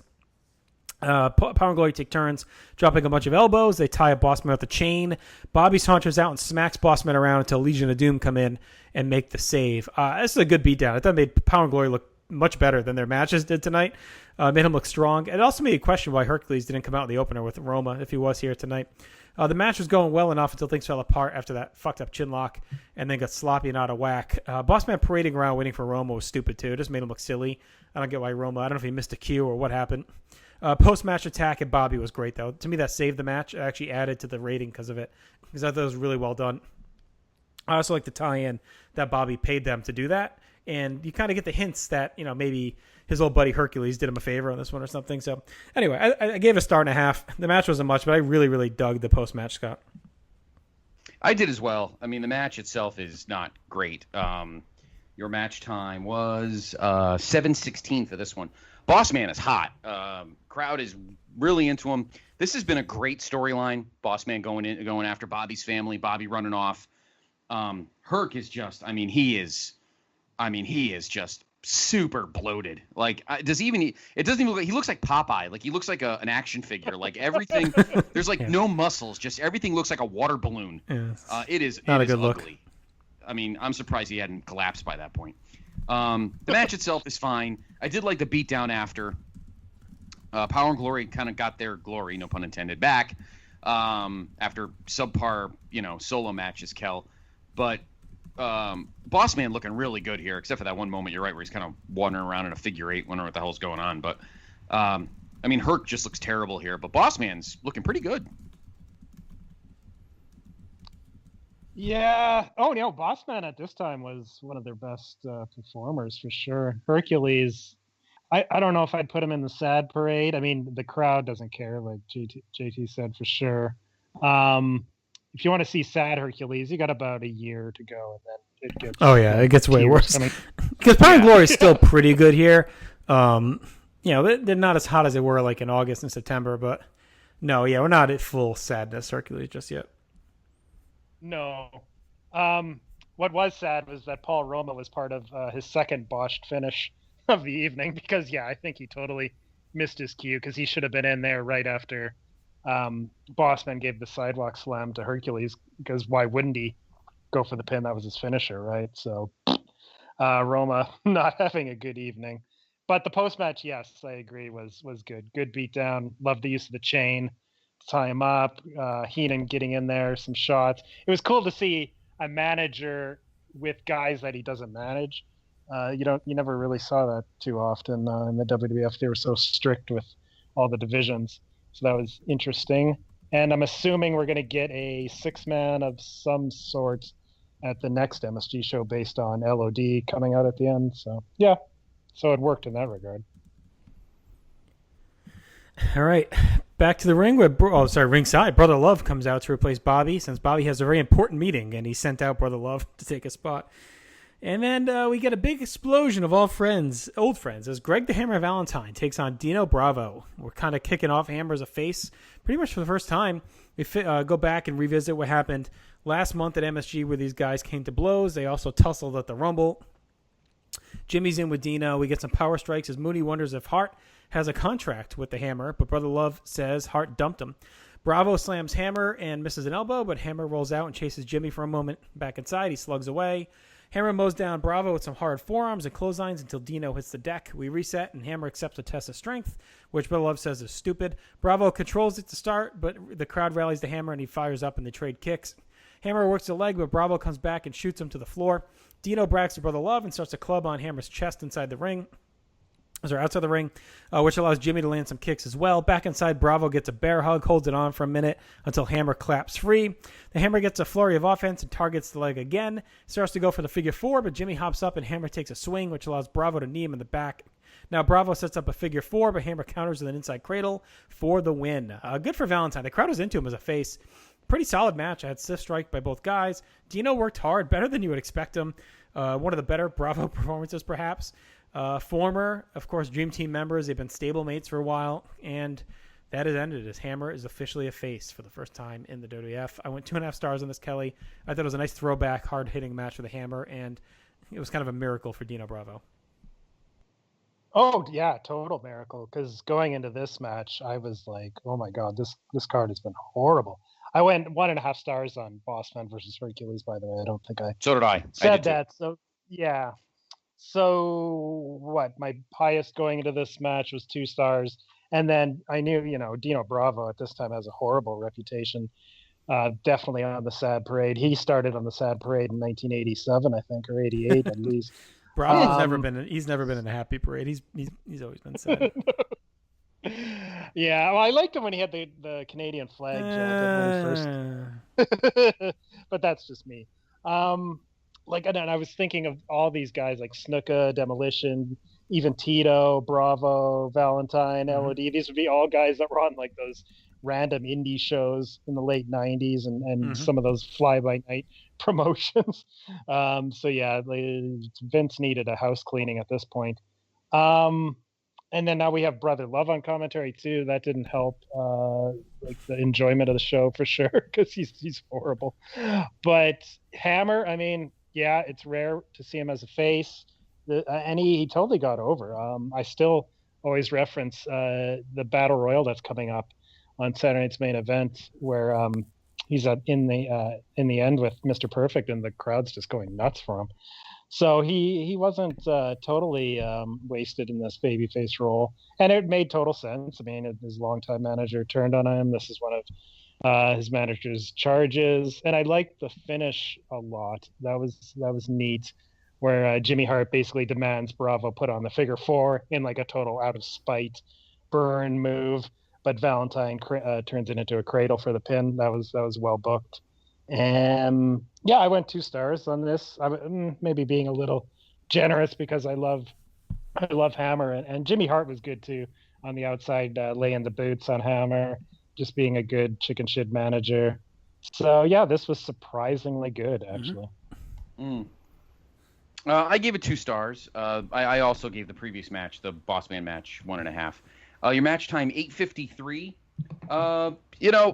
At this point, Hammer and Bravo almost look like the same guy. I mean, obviously Bravo's a little bigger, but they're both kind of stocky and plump. But they hit each other pretty hard. So I got to give Bravo his due. I mean, this was probably his first halfway decent match in a while. Face Valentine is just as kind of odd as heel Coco at this point, but fun to watch actually. Crowd was kind of into it. Enjoyed Mooney and Brother Love. They had some decent symmetry. Yeah, really not much more to say here. I think Valentine kind of going off a different path here. Things seem to be very different for the veterans in 91. And seeing Valentine a babyface is definitely one of those things. I enjoyed this match. It was good. It was better than it probably should have been. But even a 91 Hammer, who's probably a year or two past his prime, still bringing the goods. So probably carried Bravo to a decent 9-minute match. I liked it. Kelly, I think you made a good point too about, I think we saw it in the Rumble, just how much this roster needs some churning right now. And that does happen, I think, naturally over the next year, but there are so many stalwarts. It reminds me a little bit of like 87, right before they turned things over in 88 and brought a bunch of guys in. Just all those guys in '87, like Morocco and Kempatera, like all those dudes still just fucking hanging on from the first expansion. Now this feels like a bunch of dudes hanging on from the peak Hogan era. So we'll see how they flush out. But yeah, there is a lot of that. Just dudes chilling on the rosters, eating up spots that are past it. They still may be good workers, but they're just past the point where they can have a believable push because they've just been around for so long that it's never going to get there. Yeah. No, definitely. I agree. All right, we get another WrestleMania ad, and then back to the ring for some tag team action as the Bushwhackers take on the Nasty Boys. If you would have came into this night and looked at Legion of Doom versus Demolition and Nasty Boys versus Bushwhackers and laid some money on which Scotty Scratch comes in with the books and lays out which had better odds to be the better tag match, many probably lose. Weird seeing the Nasties and Jimmy Hart come out with no music. Bushwhackers whack out. And a good initial stepping stone for the Nasties, who are making their Madison Square Garden debut. We saw Knobs, of course, in the Rumble. Now we get to win the Sags. Brother says the Bushwhackers smell as we get some stalling to start. Luke gets in some early shots on Knobs, slugs away, which leads to all four getting to it. The Nasties get whipped together, and both get clotheslined outside to a big pop. More of the same as a restart as the Bushwhackers work together to beat up Sags. Get another chaotic bit with both Nasty Boys get hit with battering rams and knocked back outside. Luke and Sags reset, but Knobs hooks Luke's foot, and Sags shoves him to the floor, and Knobs hits him with a chair. Luke gets shoved inside, and the Nasty Boys work him over, both together and separately. Luke eventually breaks free, makes a tag, and Butch cleans house. Luke comes in and ends up tying up the ref. That allows Knobs to sneak in and hit a clothesline, but Luke makes a save. All four start brawling. Knobs goes to slam Butch, but Luke headbutts his gut, and Butch falls on top for 2.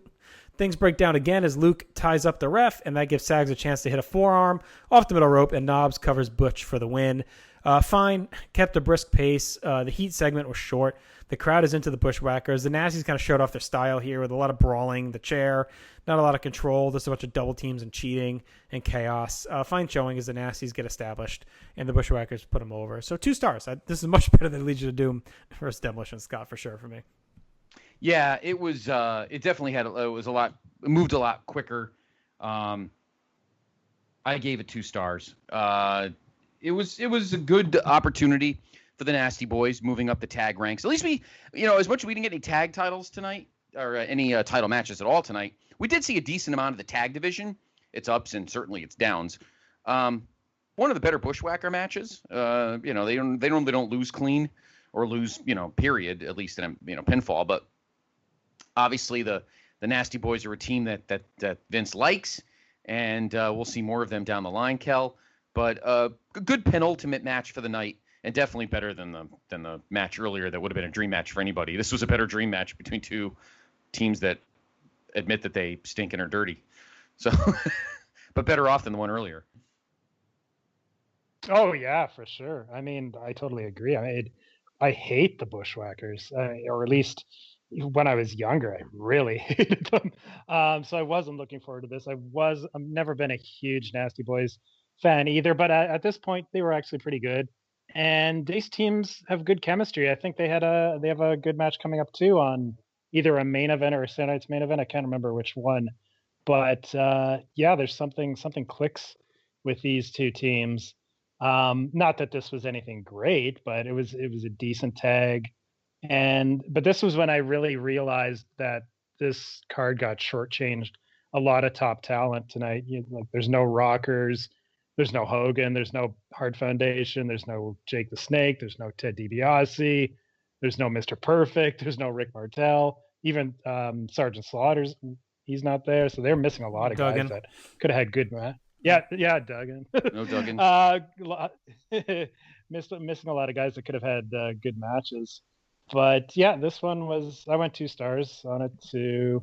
I actually bid on the false finish where the Whackers looked like they were going to get the win at one point. So that was good. And the heat was good too. Got to give them credit for that. The crowd was into it. I mean, the Bushwhackers were maybe the second most over act on the whole card. Next to Greg Valentine. Those are the 2 most over. Yeah, next to freshly minted babyface Greg Valentine. Another surprising match because on paper, if I'd have looked at this ahead of time, I didn't want really ahead. I wanted to be surprised. If I'd have seen this whole card, I'd have been like, "Oh my fucking god, it's horrible on paper." But and not much better in execution. The last 2 matches, Well, I mean, I was expecting really, really bad from this match, so it definitely surprised me.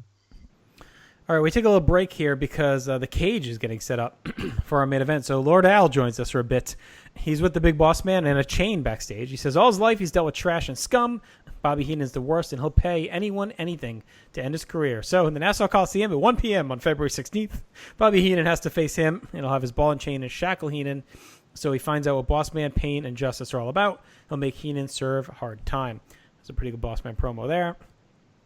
I think a clips of the cage being built as Mooney and Brother Love talk about Boss Man and Heenan.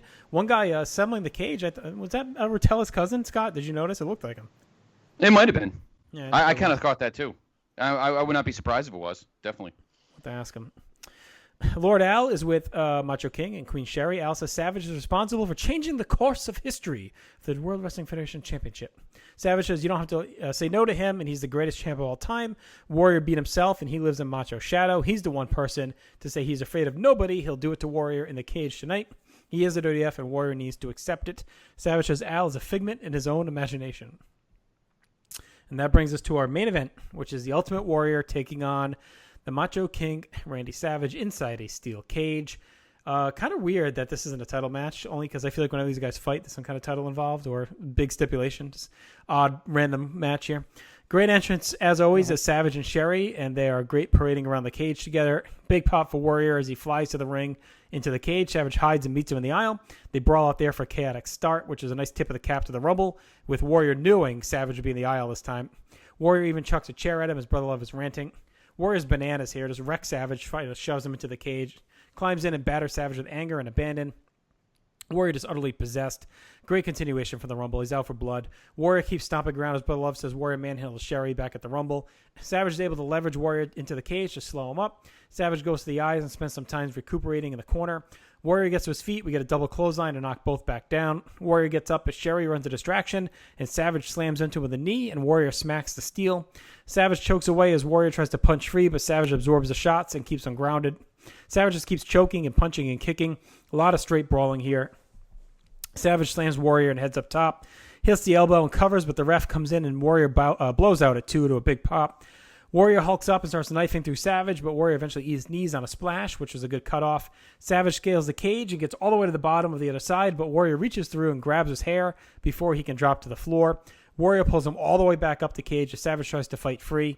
Warrior scales as he pulls Savage up, and then Sherry comes in and shoves the ref, and she smacks Warrior, but he won't let go of Savage, so she takes her blouse off and chokes Warrior with it, and finally Savage falls and wins the match. A surprising finish as Savage gets one over on Warrior, again, for the second time in a few days.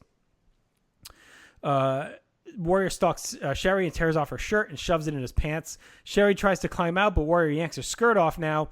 Sherry climbs out of the ring and out of the cage in lingerie, but Savage attacks from behind. Savage goes to the top and flies off, but Warrior slugs him in the gut, hammers away while shoving the ref. Warrior slings Savage into the cage and then beats the shit out of him in a fit of rage. Warrior's cleaning out officials. Savage is like a wild animal. And Savage like a wild animal. Out come the Nasty Boys. They hold Warrior back, but Warrior throws them away too.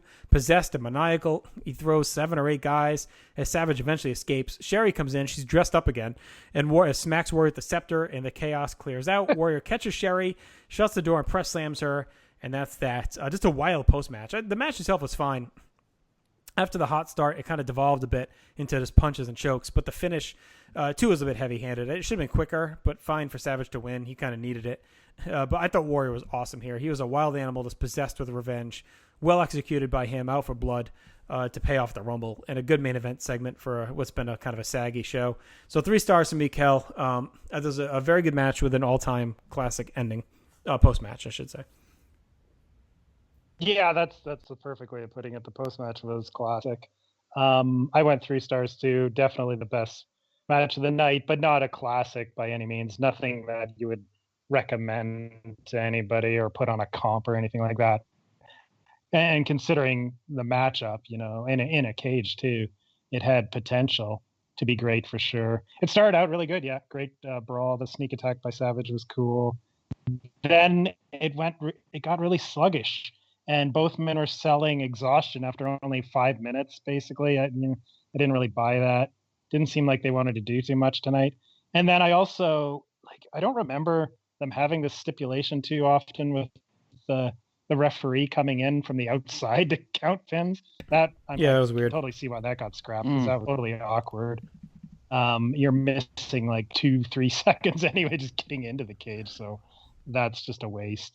But then the ending was okay, and the finish, I guess I just kind of thought Warrior was going to win, although it totally makes sense for him to lose considering what they're building.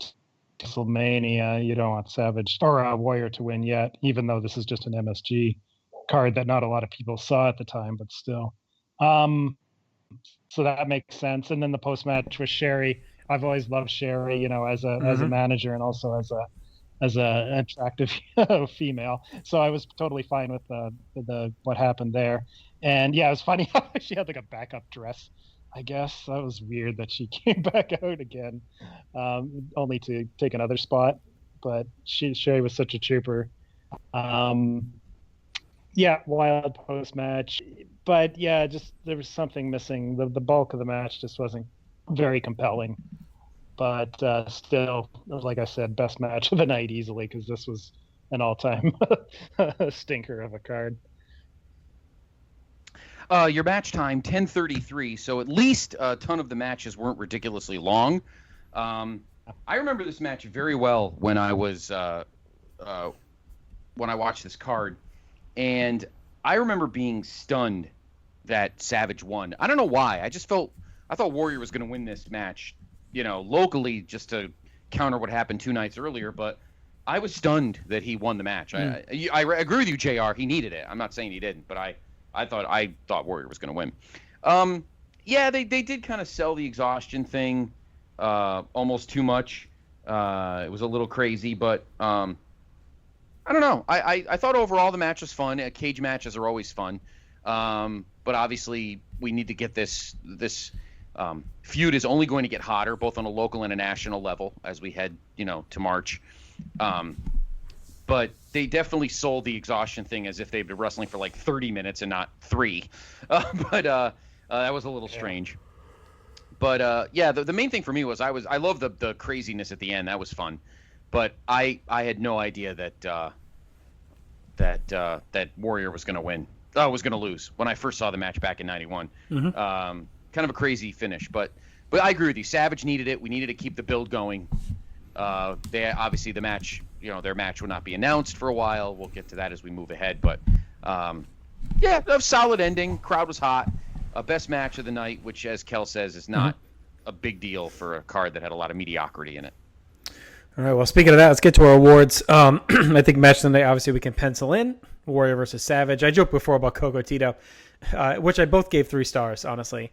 But again, I think that's a issue with our quarter star not being involved in these ratings, Scott. Like I probably would have went 2 3/4 on Tito and maybe like 3 3/4 on this. But whatever. Yeah. It's a match of the night for me, mainly on the post match. I agree. Yeah. All right, Cousin Junior. I went Legion of Doom Demolition. It was everything we talked about earlier. It was just the saddest match of the night. Hawk being out of it, Demolition, the smash thing, just what a fucking mess on that match. Yep. Yeah, Roman Shane Douglas was rough, but I'll go with the tag. All right. It kills me not to recognize Tito and Coco at all. Like I had them both. I had them queued up for the Andre Award for best, but after the main event, it's hard to not go with Warrior for MVP of the night. He was just amazing in that match, and the post match was iconic. It killed me because I feel like Tito and Coco, I wanted to plug them in somewhere, but that Warrior post match just sealed it all up for me. I'm gonna go with the Warrior pick, but I'm gonna give an honorable mention to Taker. He had a good night too. The match was, but I agree with Kelly that gets taken away by the fact he should have squashed fucking Snuka in like 2 minutes. But for a guy who's only been in the gimmick, 2 months, he's got a presence that's just amazing. And again, for Bobby to call it out is huge. But Warrior at the end was crazy, and that feud obviously. For me, Warrior gets the edge only because what he was doing was more important in the grand scheme of things than Taker fucking killing Snuka. So. Yeah, I'll go with Warrior's post-match Rampage too.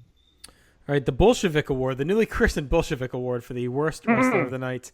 I went with the old referee from the opener. Dino Bravo is usually my pick here, but he actually was cromulent tonight. I guess you could maybe go like Demolition, but that ref was so bad. It was like an all-time bad performance in that opening match, and I think he deserves to be shamed. I agree. Well, I'm going to go with Paul Roma for his double match evening. That's what cinched it for him. Okay. All right. Best moment of the night. I give it a tie. I liked the post-match of the Herc Bossman and Warrior Savage. I thought both beatings were really well done, and to me, those were the two highlights of the night.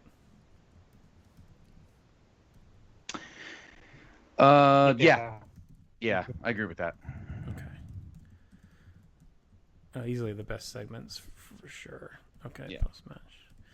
All right, the Warrior Award for the most juiced up of the evening. Again, we had a lot of competitors here tonight. Hercules, Warrior himself. You had Bulldog looking yoked, but I went Warlord. I thought he usually stands out above the rest for me. Just completely jacked to the gills. You know what? I got to go with Herc. I mean, Warlord looked his normal jack self, but Hercules looked like literally a giant hot air balloon. I mean, he just looked like a giant circle of bloat and fluid. He definitely looked worse than Warlord on this night. I'm going to go with Hercules. Yeah, this is maybe like one of the most jacked rosters they ever had. This has become the toughest award, Kelly. Easily the toughest award on the show. Yeah. Because this was when it wasn't too long after this. They had there was a Sports Illustrated feature on WWF. Do you remember that? Where they really emphasized how big everybody was at that time. And all these guys from this time. This was just, about 6 months before the steroid scandal started. So yeah, they were so huge. But I'm going with Warlord. Yeah, pretty much. Even Vince, of course, was gigantic at this time. Warlord, because he even makes Bulldog look small in comparison. I was shocked at the contrast, because Bulldog was so big at this time, but Warlord was on another steroid planet with like 7 moons or something at this point. All right, not a lot of choices for the Rooster Award for the worst hair, but I went Brian Knobbs. I thought his was kind of looking a little off tonight. Yeah, not a ton. I'll go with that. If we had best hair, it'd be Taker. I went with maybe. I went with Snuka for worst hair. Yeah, true. And like the facial hair. Too. Worst facial hair, maybe? That whole combo. Well, just the hair and the whole combo is just the mustache is brutal. All right, and finally our final grade. It's such a weird show. In a show that nothing ended up being great, like based on my scoring, like nothing ended up being awful really besides LOD Demolition. Like the rest was just kind of there. Nothing captured imagination, but we only peaked with 2 3-star matches. And one of those is, I know it's questionable. It was more of a nice gift for Tito and Coco. We had 2 hot segments, so decent commentary. I didn't hate watching the show. It was like fine, just not a lot going on. So I went 4.5, maybe a little high, but I don't like. It didn't feel as bad as some of the dregs that we've had in the past, like the really bad shows with some of the shit matches and some of the messes. Like back in the October 90, like I went 3. Like I don't know, this felt like a little better. Even the December one, I went 4.5. This feels like on par with that, just kind of there. Not boring, just kind of nothing to really pop out at you.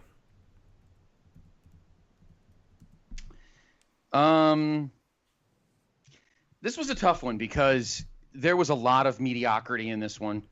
But there were some matches I actually enjoyed. I loved Tito and Coco. I enjoyed actually the Hammer and Bravo. I enjoyed that tag. The main event was fun. But it was more of a personal preference thing than actually an objective good match. So, I mean, we had some tail end 90 stuff that was rough. I'm trying to look at what do we have for the last one? The last 2 for 90, I gave 6s. This one's not as good as those. So I'm going to go 5.5. Okay. Kel? Jeez. I mean, before the last 3 matches, I was like, this has to be like a best at 2. It was so bad. And so the last 3 matches for me were 2-star, 2-star, 3-star. Yeah, you guys talked it up a bit for me. I'll go I'll go with. It's still going to be the low score, but I'll go with 4 out of 10. Okay. Yeah, it feels like it's around there. It's not like all time bad, but no, not all time bad, but it is pretty bad. It's not like Two-Step and Pete level bad where he's going to be here. You know, that's the sub 3 usually for him. All right, that'll do it. So, Scott, we're going to make up for our month vacation. We'll be back next week with everyone with the February 1st, 1991 main event, our final episode of the main event. It'll be the last one on NBC, so we'll touch on that. Peter Winston will be here as usual. And then we'll be back 2 weeks from tonight. So we're going to have 3 straight shows for you. The March 1991 Madison Square Garden house show as well. So a lot popping. A lot pop at the North-South Connection as well this week. We had a brand new TNA Never Dies drop today. Myself, Aaron, and Jenny looking at the August 7th, 2002 episode of NWA TNA. Of course, that had the infamous Dup Cup and a big NWA world title change. Like I mentioned before, too, we had the debut of the Shrink Wrapped comic podcast last week. There was a new ECW dropped last week. Bob Warrior Hoodies and Chokeslams. Ben Zani joined myself, Jenny, and John to go through that. A really good Ruthlessly Aggressive podcast last Tuesday, Judgment Day 02. Aaron George joined Jake Williams. And we have a brand new Wrestling Warzone coming this week as well. So be sure to check that out. That'll be the fallout from Good Friends, Better Enemies. And as we continue to ramp toward Slamboree on Nitro. So lots going on there. Mentioned Body Press, and we'll be back next week. So that's it from me. Scott, what do you got going on? Well, a busy week as well on the other side of the quad here in the PTB Wrestling Network. We will have a new Jenny and the Gems this week. With it being SummerSlam time of the year, Jenny, myself, Drew, and the Sues. A show that you and I actually personally like, JR, and we actually did here on the Place to Be podcast. So it was nice to watch it again. So you'll find out what that is later in the week. We will have a new Adams Division podcast as well. We'll let Peter talk about that next week. A new main event. Nate, Steve, and I will recap this past week's SummerSlam, preview this coming Sunday's Payback, and we'll be dipping into our TNA timeline. We're a little bit ahead of you. The Dub Cup is a mess, isn't it? But you'll like where we are when you get to it. We are in January of 03, so check that out as well. We'll be doing that this week. The Doctor and I with the newest NWA Saturday special. We were calling on Twitter for everyone to give us who they would like to hear. The Doctor and I do the Superstar Spotlight to help with our GWCW. Last week we did the Enforcer, Arn Anderson. We've got 2 requests so far. Keep them going. We want to do as many of them as we can. You gave yours. Yours will be next week. You're in line. We'll have one this week. We'll see what that one is, but JR's will be next week. So looking forward to that. Looking forward to both of those. But keep them coming. We want plenty more. And also this weekend dropping will be the newest episode of Talkin' WCW. Jenny, Tim, and Greg with a new episode of that, and they will be looking at a huge WCW superstar. We'll let you know who that is when it drops this weekend. Okay. And again, you and I will be back next week with the main event with Peter. So busy week, both sides of the quad. Kelly, you want to talk about the final Worldcast at all? Oh yeah, for sure. It just dropped yesterday.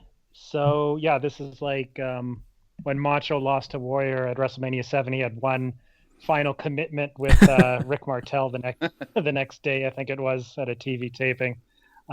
So yeah, I'm retired, but yeah, you know, like in wrestling, retirements don't last forever, and I'm sure I'll be back. And doing this tonight was, I don't know if I'll be the funker of wrestling podcasters, but we'll see. I'm already middle-aged, so I'm retiring at my middle-aged and crazy time, so we'll see. But tonight was a blast, and you never know. I mean, I said before we started that I'll be there for sure for the final MSG show you guys do, which is March 92. But you never know. You maybe see me pop in at the Garden before then, because this was fun. And 1991 is definitely a year that I've seen some of the stuff, but not like the 80s stuff. So there's a lot of stuff I haven't seen from 1991. So we'll see. But yeah, Worldcast, that was 3 years, almost to the day. And it was a great time because it was with my buddies, Johnny and Pete. We've been doing podcasting for 7 years.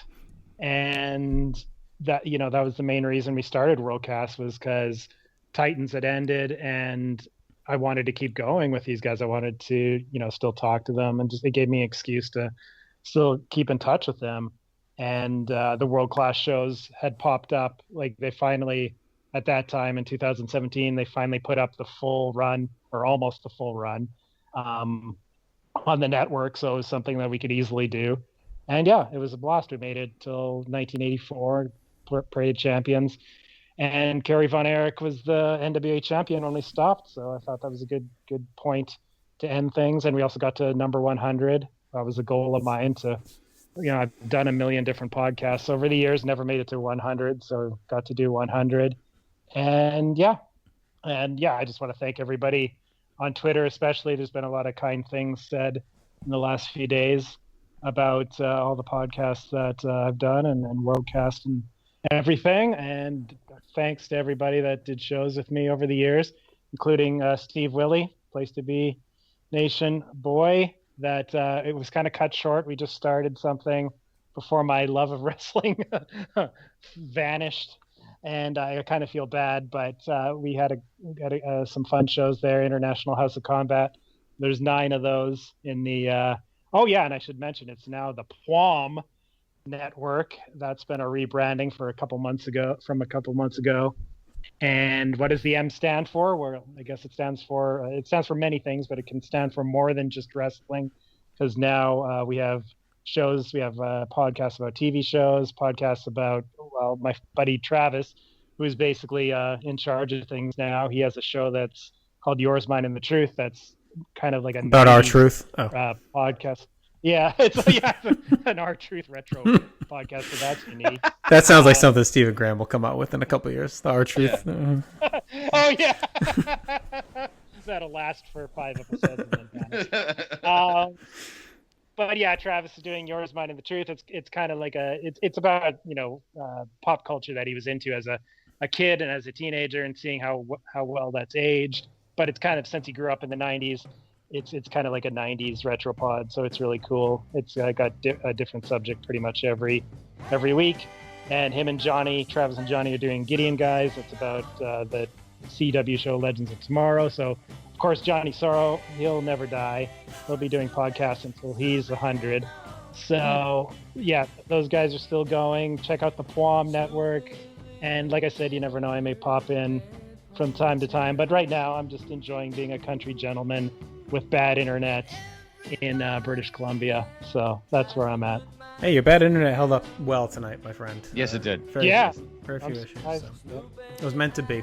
Well, listen, congrats on the run of Worldcast. 100 episodes is pretty awesome, especially after the Titans run. Titans was a big part, too, of the early days of PlaceToBeNation.com. Honestly, one of the first shows that was brought on once we started up the website. Big Boys Playing the Titans. I mean, that was right there after it. So, awesome run and great stuff. And the archive's always there to be listened to on the now branded PWOM network. But go back and relive it if you haven't heard it yet. And of course, Kelly's been on a ton of stuff here too. So if you enjoyed this one tonight, you haven't checked out our archives, do it. He was on a lot of the what'd you do? Probably pretty much all of like 86 and 87 around then of MSGs. So yeah. Even it started in 85, and I think I did a few 88s too. Yeah, sprinkled in a lot of Kelly out there on the old backlog. So check that out, and yeah, well, I think we can get you in once more before the end of the run, even before that March show. We already got penciled in for that one, but we'll get you in otherwise too. So all right, we'll be back next week, Scott, like we said, with the main event. Until then, everyone take care.